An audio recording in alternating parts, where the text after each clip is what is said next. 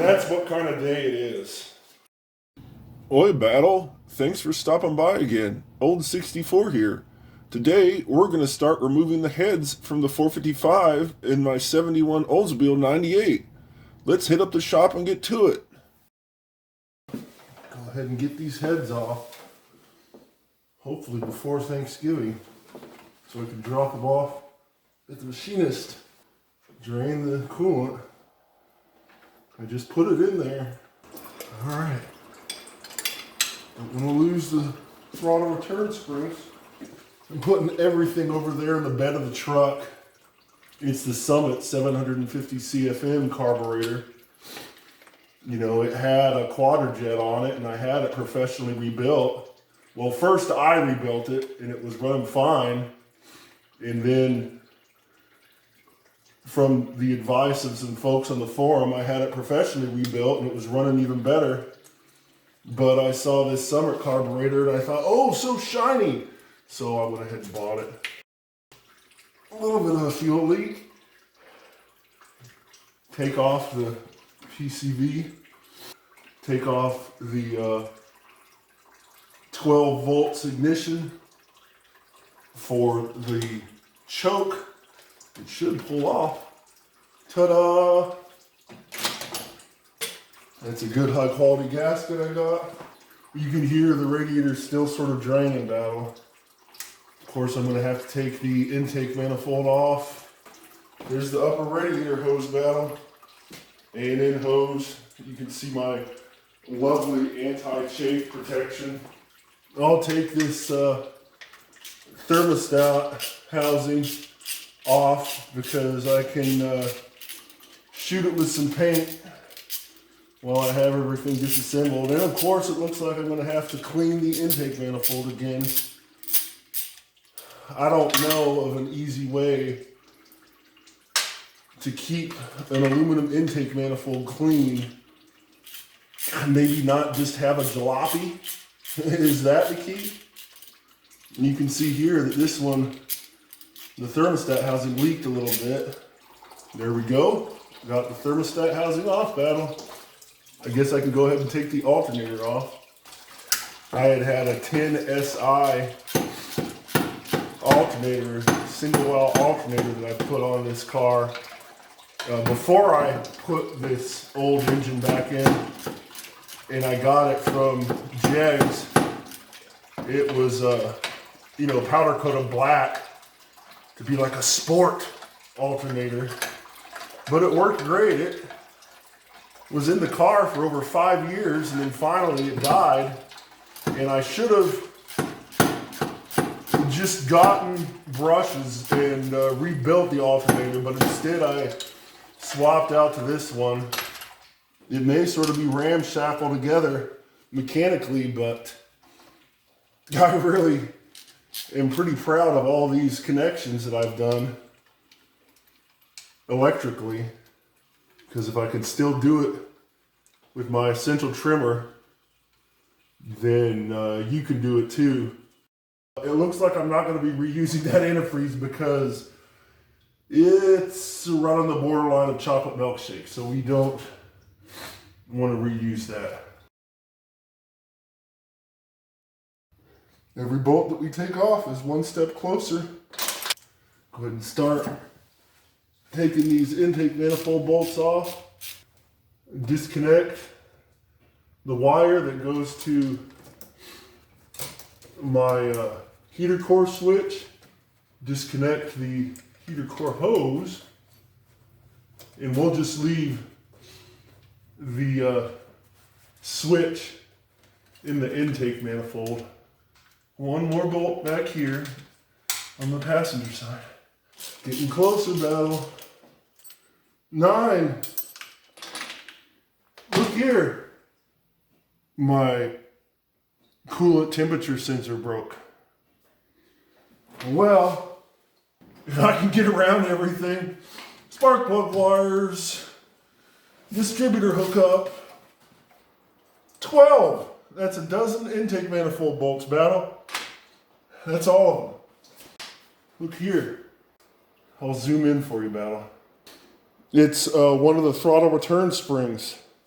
Let me go check and see if it's old or if it's one of these return springs here.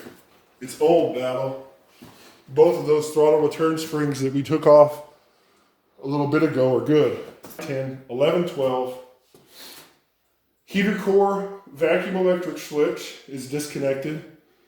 Thermostat housing is disconnected. So, got a pry bar.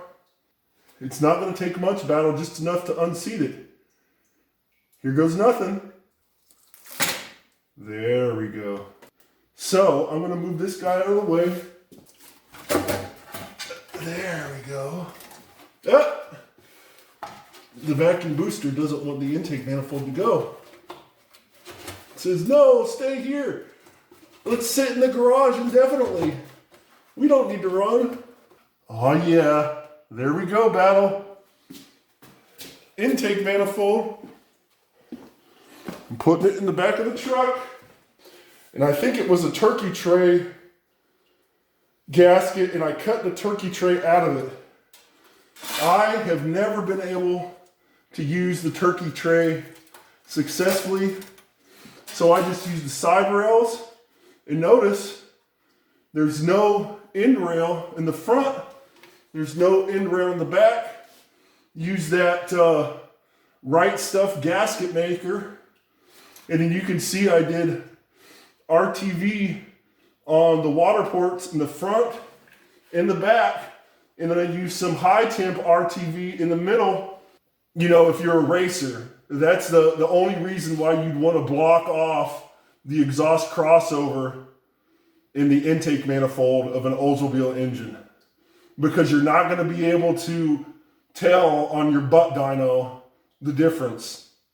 And the guy with the red beard's never going to know, even though he might tell you that he knows that blocking off the exhaust crossover is good for 10 or 12 horsepower. These gloves are a pain. Do you know of a good pair of mechanics gloves? If you do, let me know in the comments down below. I gave up on that whole wearing a bandana thing. I don't even know if Mama64 has watched one of my videos in its entirety, but I was talking to her one evening, and I was like, yeah, I thought maybe I'd stop. And she's like, yeah, it's stupid. It's like, gee, thanks, Mama. I thought, oh yeah, it'll be a gimmick, and people will think it's funny.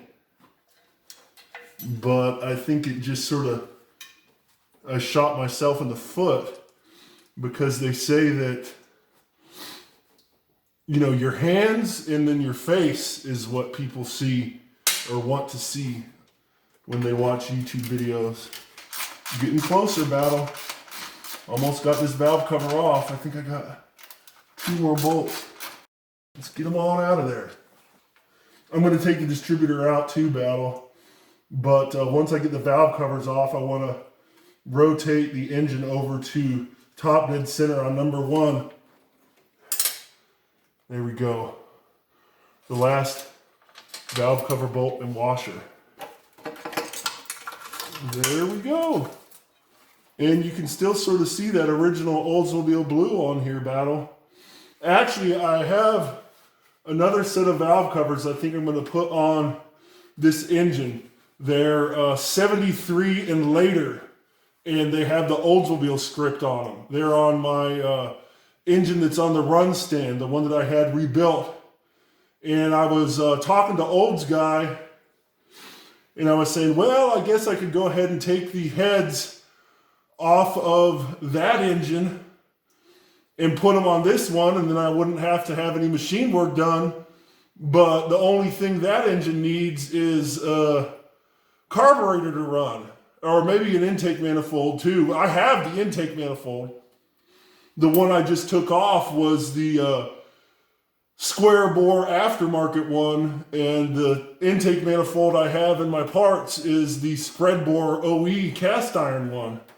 So I want to put the Oldsmobile valve covers back on this engine, and then we'll see. I told Mama, I said, yeah, I'd like to LS or Triton V8 swap this car, but that would be a big investment. We'll see what I do.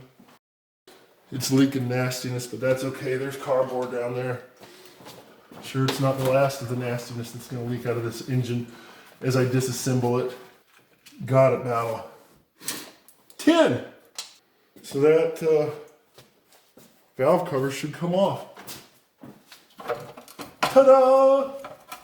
Let's get the bolts in the valve cover so we don't misplace them. There's the distributor clamp. Let's see here. Disconnect the vacuum advance. She comes raw out.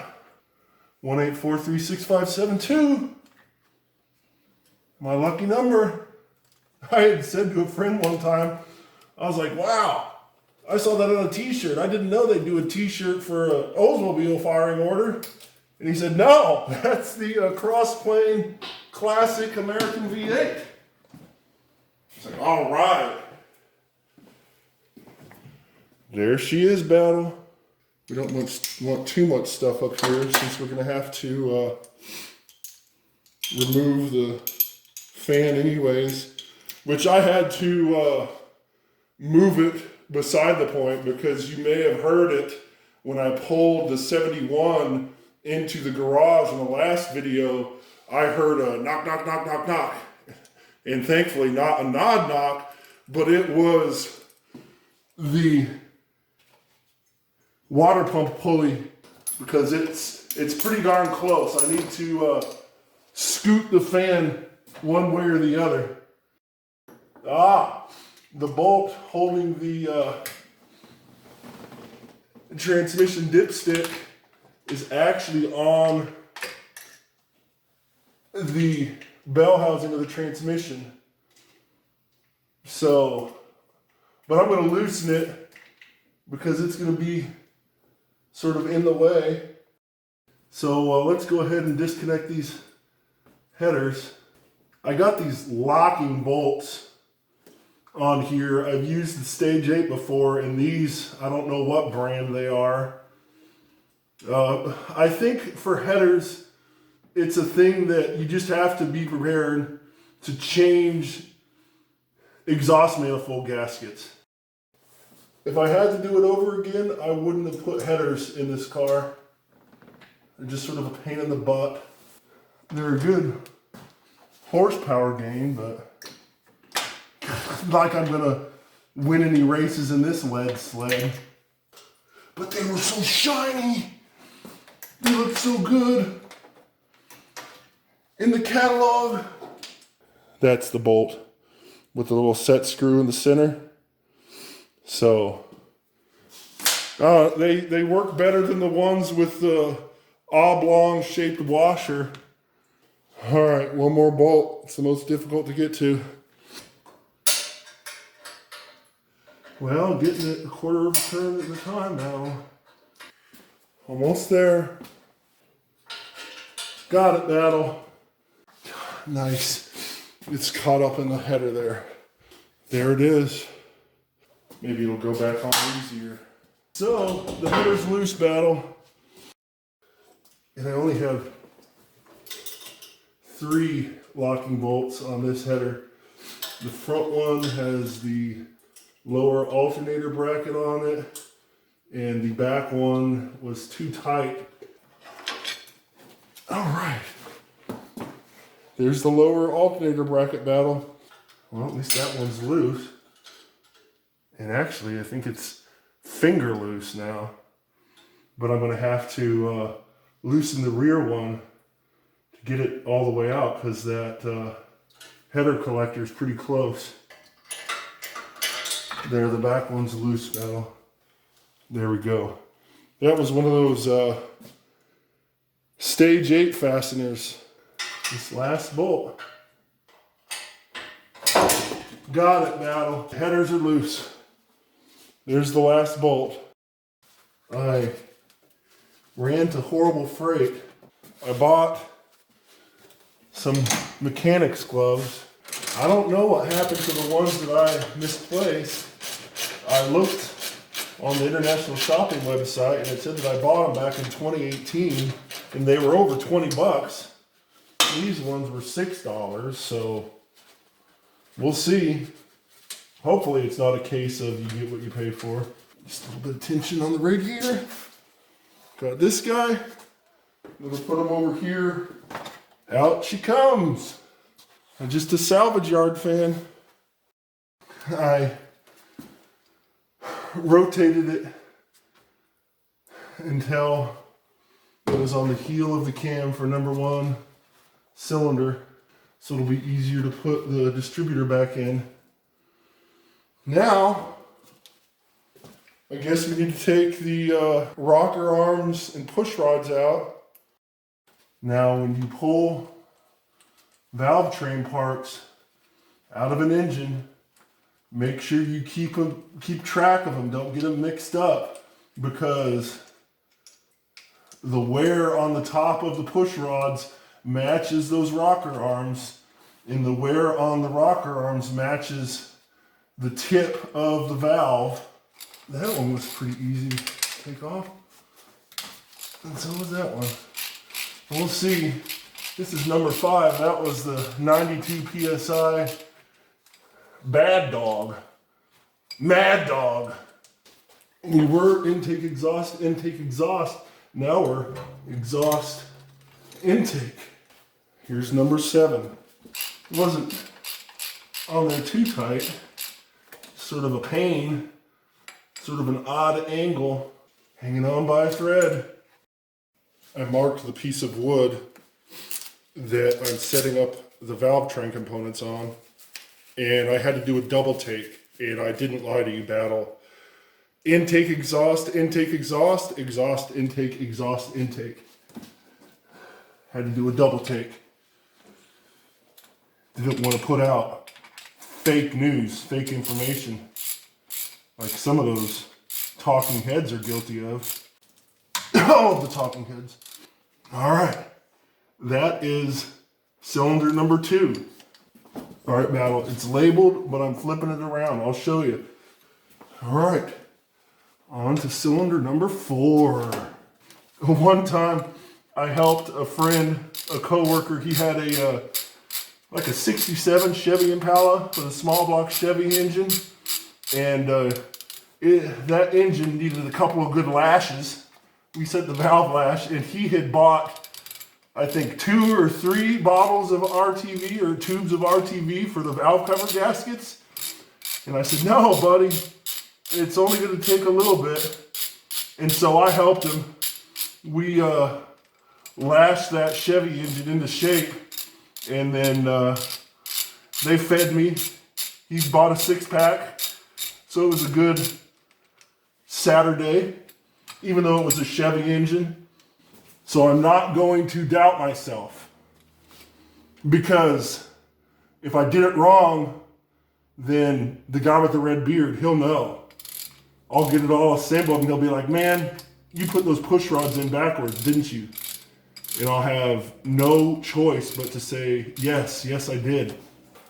Last one, Battle. Cylinder number 8. And then we can take the heads off.